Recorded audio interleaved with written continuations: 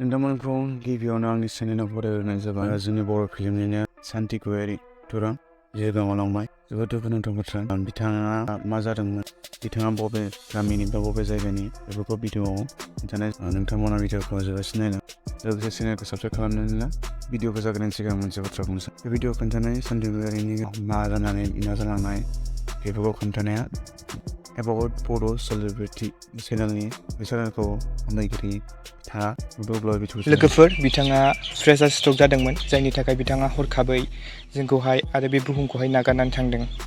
लोगोफोर बिथाङा मा जाहोननि थाखाय हरखाबै बे बुहुमखौ नागारलांदोंमोन एबा जिउ गोमालांदोंमोन नोंथांमोनाबो मिथिबाय जानांगौ। लोगोफोर बिथाङा मा गामिनि आरो बबे जिल्लानि आं बेखौ सिगांनि भिडिअआव खोन्थाखाबायमोन अब्लाबो आं खोन्थाना होबानोसै बिथाङा क'क्राझार जिल्लानिनो आरो गामिया जाहैबाय आमिनखाता।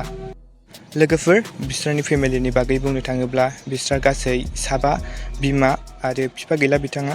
ओमफ्राय लोगोफोर बिहा बिदा 2 आरो बिब' 1 दंमोन बिथांमोनाबो हाबा जाजोब्बाय। ओमफ्राय लोगोफोर गावनि हाबायाबो बारा गोबाव जायाखैमोन 2022आवसो जादोंमोन नाथाय बिथाङा हरखाबै दायो जिउ गोमालांबाय। लोगोफोर खनसेबाव बिथांनि थाखाय इसोरनावहाय आरज गाबबानो जाबाय जाहाथे बिथाङा सोरगोआव आलो गोजोनै थाहैनो मोनो। लोगोफोर गोजोन्थों थेंक्स फर वाचिं।